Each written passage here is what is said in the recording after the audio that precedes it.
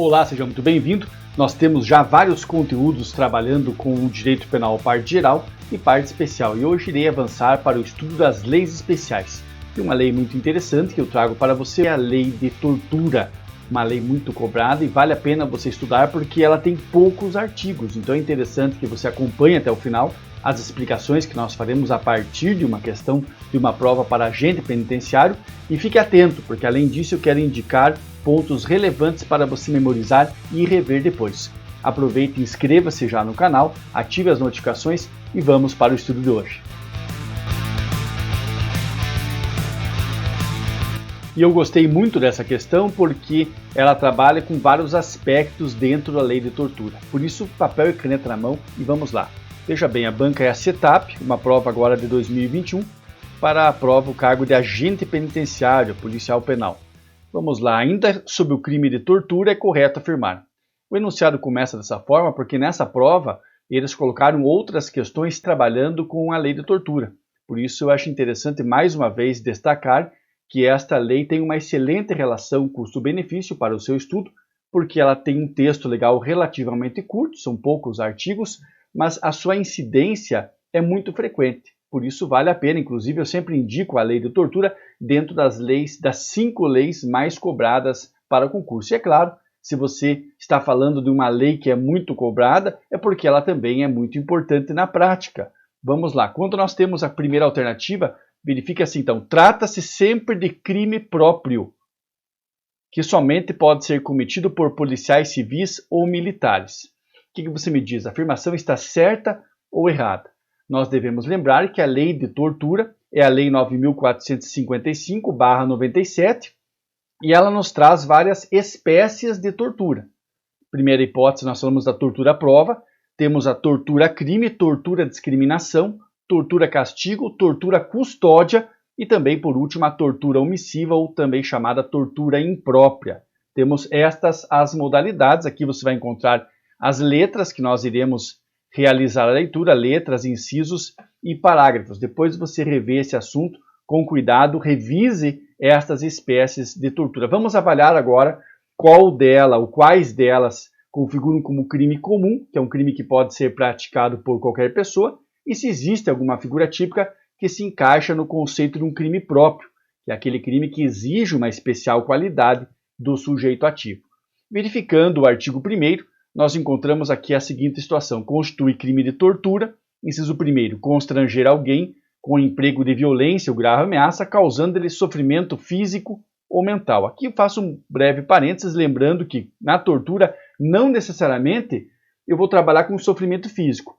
Quando falamos da tortura, as imagens que nos vêm à mente são realmente de uma pessoa toda cortada, machucada, semelhante àquelas cenas que nós temos no filme Jogos Mortais. Mas também podemos falar na tortura apenas, não que isso seja pouco, mas apenas ou somente com o sofrimento mental, sofrimento psicológico. Uma pessoa sendo ameaçada, ela não pode ter nenhuma marca que revele a prática da tortura sobre o seu corpo físico, mas pode estar submetida a um intenso sofrimento psicológico e também restar configurada a tortura. Por isso, atenção a esse ponto. E quando nós avaliamos o inciso 1º, dentro da modalidade aqui da tortura, primeira parte, nós encontramos 3 possibilidades. Letra A, com o fim de obter informação, declaração ou confissão da vítima ou de terceira pessoa, que é a chamada tortura prova.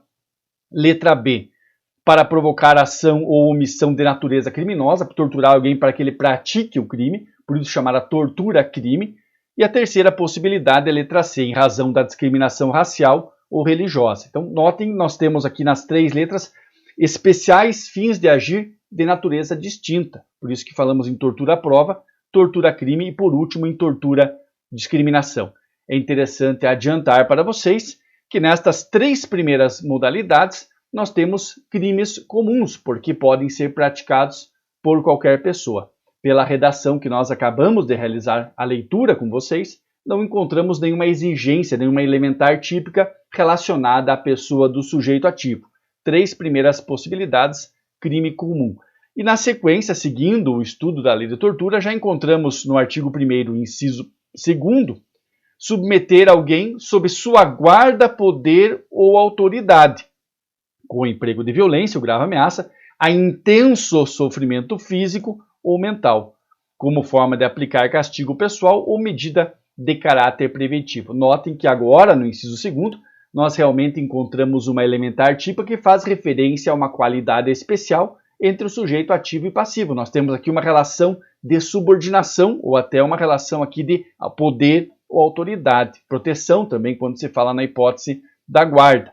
Neste sentido, no inciso 2º, nós temos a chamada tortura-castigo, que tomem muito cuidado, não se confunde com o crime de maus tratos, mas na tortura-castigo, o que nós temos é o indivíduo, então, submetendo essa pessoa que está sob a guarda, poder ou autoridade, ao intenso sofrimento físico, mas com uma outra finalidade especial, com uma forma de aplicar castigo pessoal. Atenção, porque lá no crime de maus tratos, nós também falamos num crime onde existe essa relação de subordinação entre o sujeito ativo e o sujeito passivo. Mas aqui o elemento subjetivo do agente revela, então, uma maior gravidade, uma maior reprovabilidade na conduta, porque a vítima não é só exposta a uma situação de perigo, como nós temos no maus tratos, mas muito pior, ela então é submetida a um intenso sofrimento físico ou mental. Tortura-castigo é um crime próprio. Também encontramos outra figura interessante no parágrafo 1º. Na mesma pena incorre quem submete pessoa presa ou submetida à medida de segurança a sofrimento físico ou mental, por intermédio da prática de ato não previsto em lei ou não resultante de medida legal. É a chamada tortura custódia, basicamente praticada por agentes públicos, muitas vezes por agentes penitenciários, por isso é interessante que este assunto seja abordado de forma até repetida, como eu disse, mais de uma questão, tratando com essa lei, em uma prova para agente penitenciário.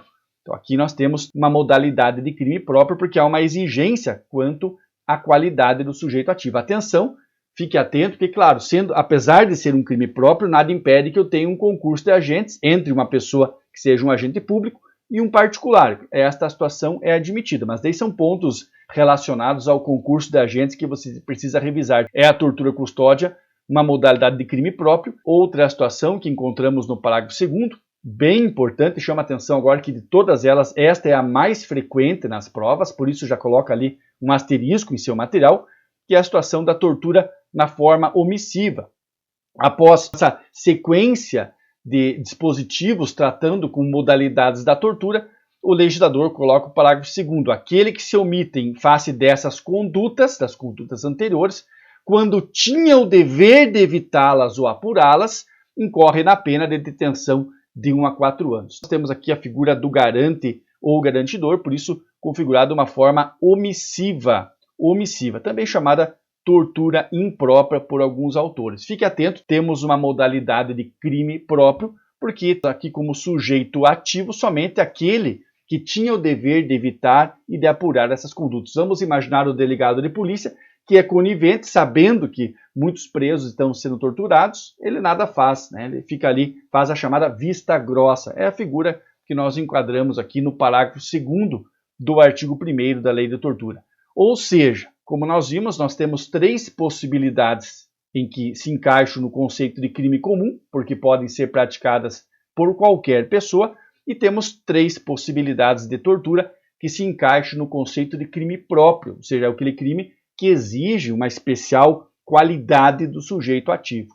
Desta forma, voltando à questão analisada na alternativa A, verifiquem que ela é incorreta, trata sempre de crime próprio. E na realidade nós temos modalidades em que é um crime próprio e modalidades em que é um crime comum. Por isso a afirmação letra A está incorreta, e veja que interessante, com isso nós realizamos já uma revisão de todas as espécies previstas na lei para o crime de tortura.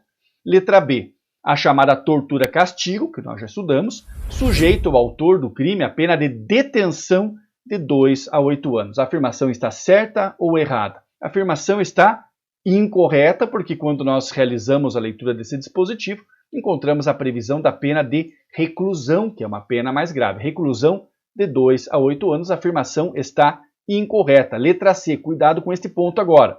As disposições da Lei 9.455/97 se aplicam apenas quando o crime for cometido em território nacional, ainda que a vítima seja brasileira ou encontrando-se o agente em local sob jurisdição brasileira.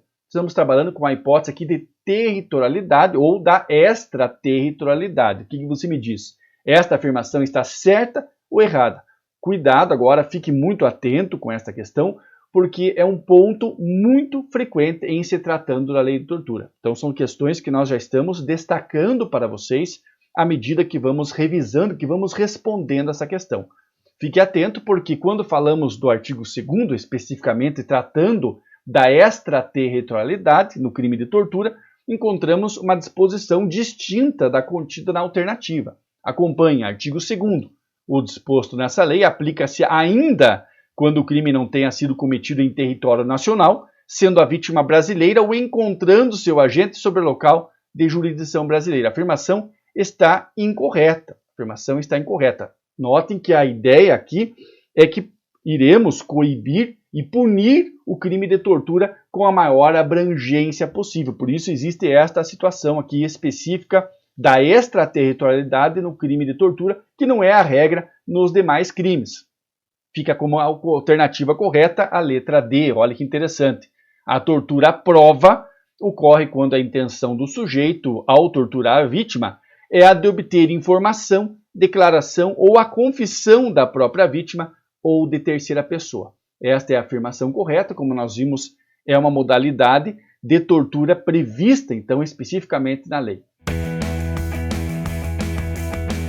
No estudo de hoje, conseguimos revisar todas as hipóteses previstas na lei de tortura, lembrando que algumas delas podem ser praticadas por qualquer pessoa, enquanto que outras possuem exigências com relação ao sujeito ativo. Não esqueça de anotar a situação relacionada à extraterritorialidade e, por fim, eu recomendo que você leia várias vezes este texto legal. Ele é muito curto, mas importantíssimo, não só pensando na sua alta frequência nas provas, mas principalmente para você que atua junto ao sistema de justiça criminal. Afinal, o crime de tortura é um dos crimes mais odiosos que são praticados. Fique atento, eu vou deixar agora duas recomendações para você.